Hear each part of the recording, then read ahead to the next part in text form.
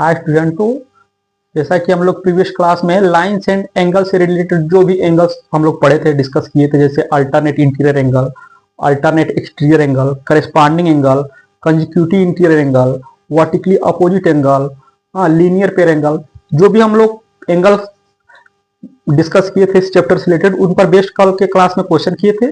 आज कुछ क्वेश्चन और है उन पर बेस्ड, उनको भी आज कर लेते हैं। तो उनको करने से पहले एक बार हम फिर से रिवाइज कर देते हैं। जैसे कि जो भी हमारा एंगल्स था, जैसे कि क्या होता था कि दो लाइंस होती थी, ठीक है, इनका नाम हम लेते थे एल और एम। ये दोनों आपस में क्या है, पैरेलल होती थी, और एक ट्रांसवर्सल लाइन होती थी जो इन दोनों लाइन को अलग अलग पॉइंट पर क्या करती थी, इंटरसेक्ट करती थी। तो इसमें हम लोग बहुत सारे एंगल्स को क्या किया था, डिफाइन किया था। जैसे कि करेस्पॉन्डिंग एंगल, करेस्पॉन्डिंग एंगल क्या होता था कि जब ट्रांसवर्सल लाइन दो लाइन को इंटरसेक्ट करती है अलग अलग पॉइंट पर, तो ट्रांसवर्सल लाइन के एक ही साइड के सेम रिलेटिव पोजीशन पे जो एंगल बनते हैं वो क्या कहलाते हैं, करेस्पॉन्डिंग एंगल। जैसे कि ये देखो ट्रांसवर्सल लाइन है, लाइन एल और एम को इस पॉइंट पर इंटरसेक्ट करती है, तो ट्रांसवर्सल लाइन के एक ही साइड के एंगल और सेम रिलेटिव पोजीशन पे, जैसे यहाँ पर एक एंगल ये बन रहा है, तो इस लाइन के संदर्भ में हम देखेंगे कि ये अपर साइड में बन रहा है और ये वाला एंगल डाउन में। इसी प्रकार यहाँ पर भी ये वाला एंगल इस लाइन के इंटर में देखेंगे, ये अपर साइड में बन रहा है और ये डाउन। तो इसमें करेस्पॉन्डिंग एंगल कौन कौन होगा, मान लो इसका नाम रख देते हैं एंगल का, एंगल 1 2 3 4। यहाँ पर देखिए एंगल 1 इस लाइन के संदर्भ में अपर साइड में है, इस प्रकार एंगल 3 इस लाइन के रिस्पेक्ट में ये भी कहाँ है, ऊपर साइड में। तो एंगल 1 और 3 क्या होंगे, करेस्पॉन्डिंग एंगल, जो कि पेयर में हमेशा होते हैं। एंगल 1 एंड एंगल 3 क्या है, करेस्पॉन्डिंग एंगल। और ये लाइन एल और एम हम बताएं कि क्या है, पैरेलल लेकर चल रहे हैं। इस प्रकार ये जो करेस्पॉन्डिंग एंगल है आपस में क्या होंगे, इक्वल भी होंगे, ठीक है। इसलिए एंगल 1 बराबर एंगल 3, ठीक है, करेस्पॉन्डिंग एंगल से। ये इक्वल क्यों है, क्योंकि लाइन एल और एम पैरेलल है, ठीक है। इसी प्रकार हम लोग कंजिक्यूटिव इंटीरियर एंगल पढ़े थे।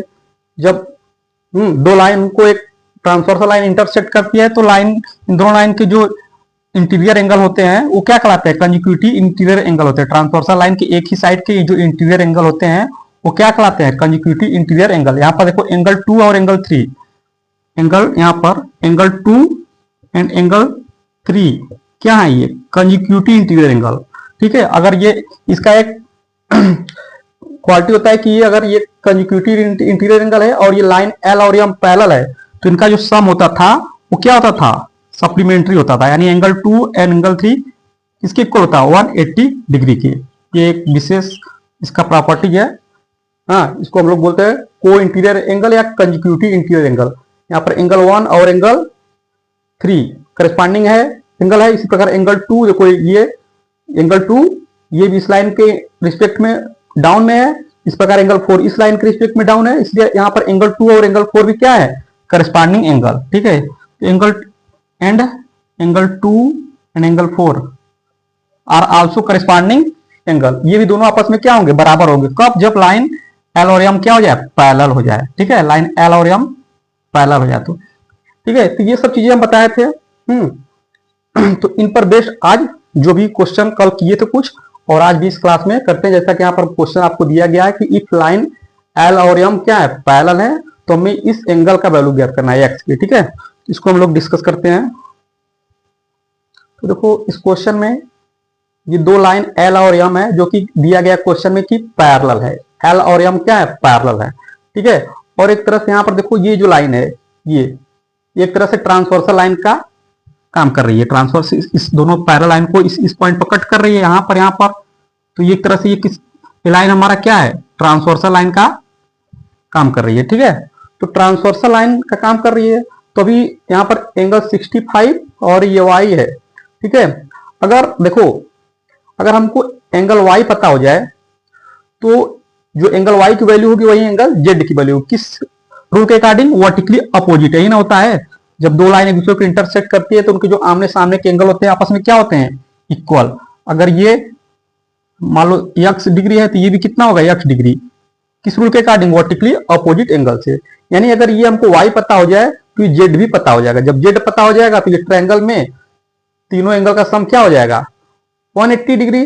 तो यहां से x की वैल्यू फाइंड कर लेंगे। तो पहले हम y की वैल्यू फाइंड करते हैं। तो यहां आप लोग देख रहे हैं कि 65 और y कौन से एंगल का काम कर रहे हैं, कंजिक्यूटिव इंटीरियर एंगल। ठीक है, अभी हम बताया ना, जब दो पैरेलल लाइन को कोई ट्रांसवर्सल लाइन इंटरसेक्ट करती है तो ट्रांसवर्सल लाइन के एक ही साइड के जो इंटीरियर एंगल होते हैं वो क्या कहलाते हैं, कंजिक्यूटिव इंटीरियर एंगल। यानी एंगल ये मान लो x है, ये y है, तो एंगल x और y क्या कहलाएंगे, कंजिक्यूटिव इंटीरियर एंगल। और ये लाइन अगर आपको दे दिया कि ये l और m पैरेलल है तो इन दोनों का सम यानी x प्लस y किसके इक्वल होता था 180 डिग्री के। कब होता था, जब l और m पैरेलल दिया हो तभी होगा। ठीक है, तो यहां पर दिया गया है कि l और m पैरेलल है, तो यहां पर ये लाइन l और m पैरेलल है, इसको एक ट्रांसवर्सल लाइन इंटरसेक्ट करती है। तो 65 प्लस y का सम कितने के इक्वल होगा 180 डिग्री के। तो यहां पर आप लोग सॉल्यूशन में लिखिए सॉल्यूशन।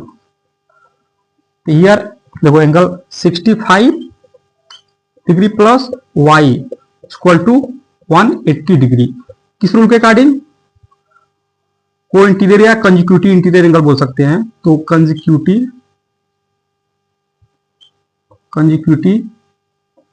इंटीरियर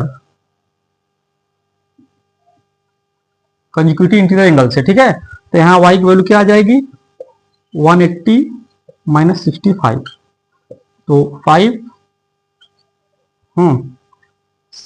1 1, y की वैल्यू क्या आ गई 115 डिग्री। तो जो y की वैल्यू होगी वही z की वैल्यू होगी। सो एंगल z बराबर एंगल y, किस रूल के अकॉर्डिंग, वर्टिकली अपोजिट एंगल से, वर्टिकली अपोजिट। ठीक है, वर्टिकली अपोजिट एंगल के अकॉर्डिंग एंगल z किसके बराबर है, एंगल y की, इसलिए एंगल जो हमारा z होगा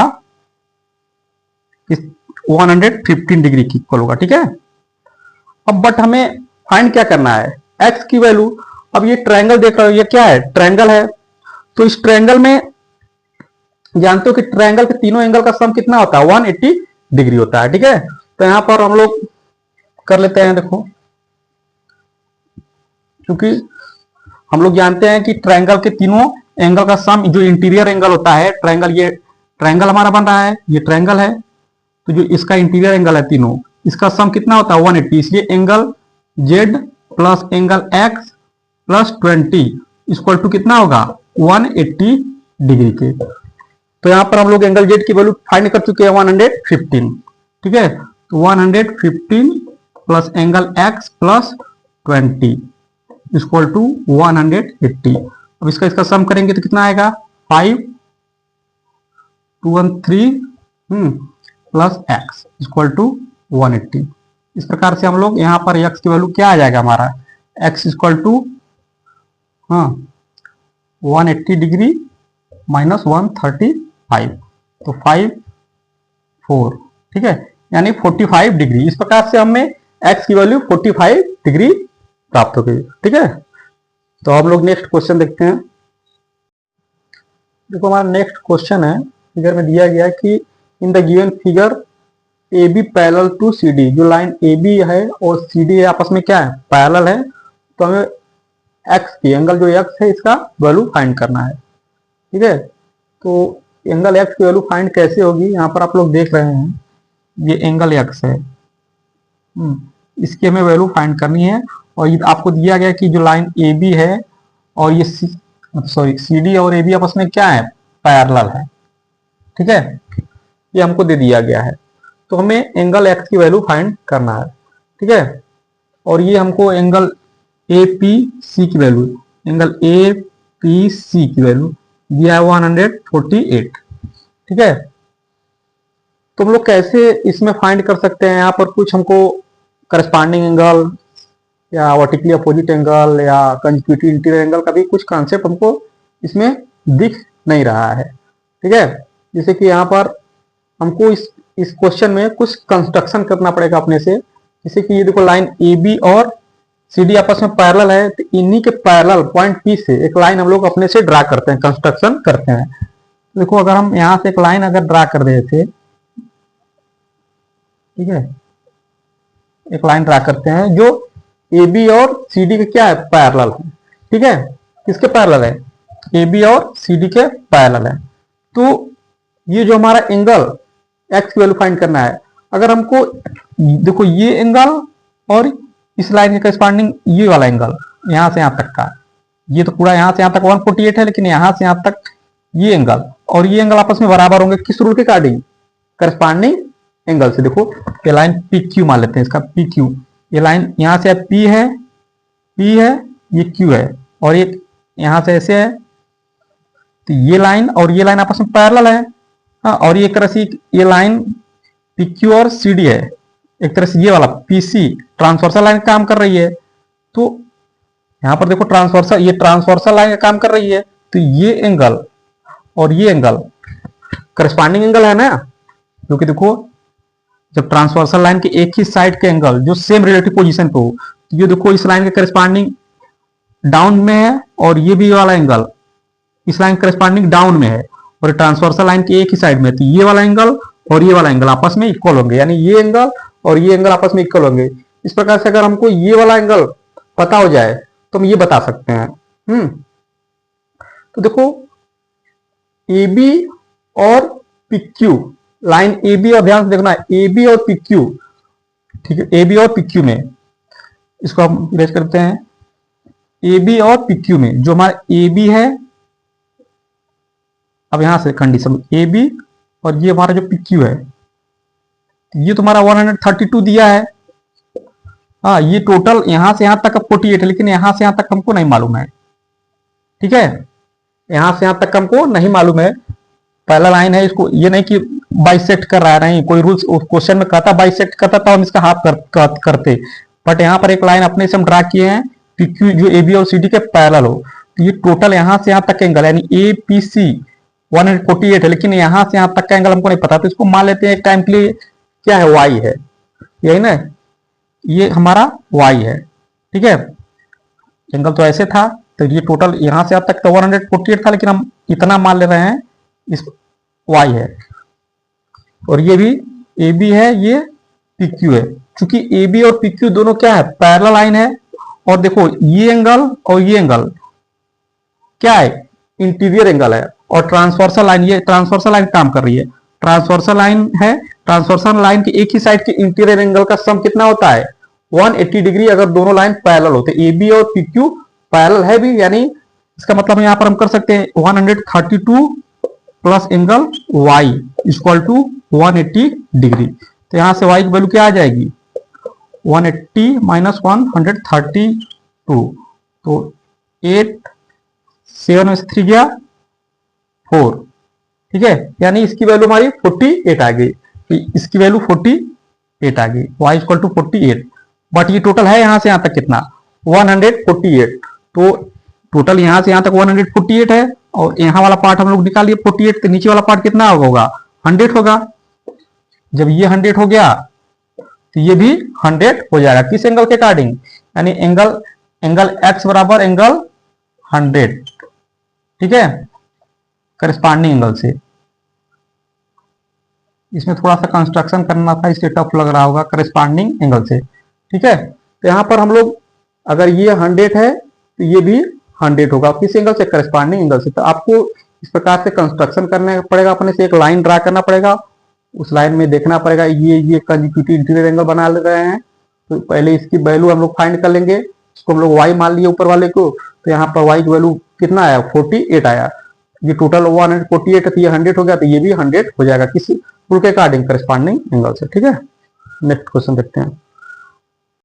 तो देखो हमारा नेक्स्ट क्वेश्चन है, इस फिगर में दिया गया है कि if A B parallel to C D, जो लाइन ए बी और सी डी आपस में क्या है, पैरेलल है, तो हमें एक्स की वैल्यू फाइंड करना है, और यहाँ पर ये जो लाइन है एक तरह से ट्रांसवर्सल लाइन का काम कर रही है, ठीक है, तो हमें एक्स की वैल्यू फाइंड करनी है। तो यहाँ पर आप लोग देख रहे हैं ये एक्स है, यहाँ पर ये एक्स है, और ये वाई है, तो वाई और एक्स आपस में इक्वल होंगे, किस रूल के अकॉर्डिंग, वर्टिकली अपोजिट एंगल से। तो यहाँ पर ये चीज आप लोग जान सकते हो, सोल्यूशन में एंगल y बराबर एंगल x किस इक्वल होंगे, किस रूल के अकॉर्डिंग, वर्टिकली अपोजिट एंगल से, वर्टिकली अपोजिट एंगल से, यहां पर रीजन लिखना होगा, ठीक है। तो ये जो y होगा ये x होगा, ठीक है। तो ये इक्वल होंगे। और देखो ये एंगल और ये एंगल क्या है, कंजिक्यूटिव इंटीरियर एंगल है। देखो ये हमारा पैरेलल लाइन हो गया AB और CD, और ये ट्रांसवर्सल लाइन हो गया।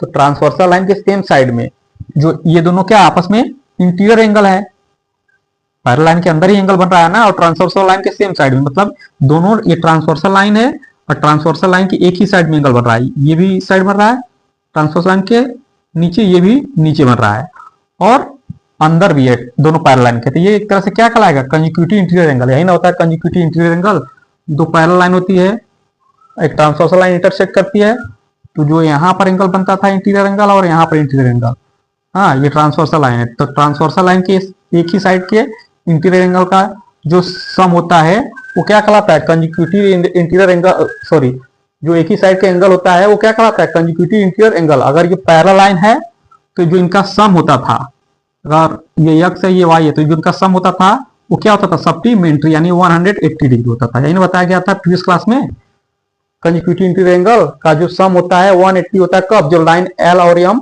आपस में ये पैरेलल होती हैं, ठीक है। तो ये चीज यानी 120x प्लस y को हम लोग क्या लिख सकते हैं, 180 डिग्री के, यानी 120 प्लस x प्लस y बराबर 180 डिग्री से किस रूल के अकॉर्डिंग, को इंटीरियर एंगल या कंजिक्यूटिव इंटीरियर एंगल एक ही होता है, को इंटीरियर एंगल से, को इंटीरियर एंगल। आप जिनको भी नहीं पता को इंटीरियर एंगल क्या होता है, प्रीवियस क्लास में जाके देख लेंगे, पता हो जाएगा, सब इसके बारे में डिटेल में बताया गया है, ठीक है। तो यहाँ पर देखो एंगल y जो है एंगल x के इक्वल है, तो यहाँ पर y की जगह हम लोग क्या लिख सकते हैं, x लिख सकते हैं। तो 120 x प्लस x बराबर 180, ठीक है। तो ये क्या हो जाएगा 2x, 180 राइट साइड में जाएगा तो क्या आएगा 60 आएगा, तो x की वैल्यू क्या आ गया 30 डिग्री। इस प्रकार से हम लोग x की वैल्यू फाइंड कर सकते हैं, ठीक है। तो एक तरीका और है, देखो जैसे कि अगर ये y है ये x है, तो ये एंगल और ये एंगल आपस में इक्वल होंगे, किस रूल के अकॉर्डिंग, अल्टरनेट इंटीरियर एंगल से। ये एंगल और ये एंगल आपस में क्या होंगे, इक्वल होंगे। जब ये y है तो ये भी क्या हो जाएगा y, ठीक है, ये भी क्या हो जाएगा y, चूंकि y बराबर x है, यहाँ पर लिखियो y बराबर x है, तो ये इसको हम लोग x लिख देते हैं डायरेक्ट, तो x लिख देंगे।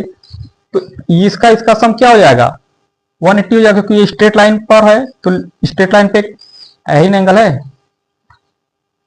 ये 120x प्लस ये x, तो दोनों का सम लीनियर पेयर से कितना होगा 180 होगा। यानी यहाँ पर इस प्रकार से भी हम लोग कर सकते हैं, 120 प्लस x प्लस x बराबर 180, तो यहाँ से भी x की वैल्यू आप निकालेंगे तो वहीं आएगा 30 डिग्री। तो इस प्रकार से भी इस क्वेश्चन को कर सकते हैं, ठीक है।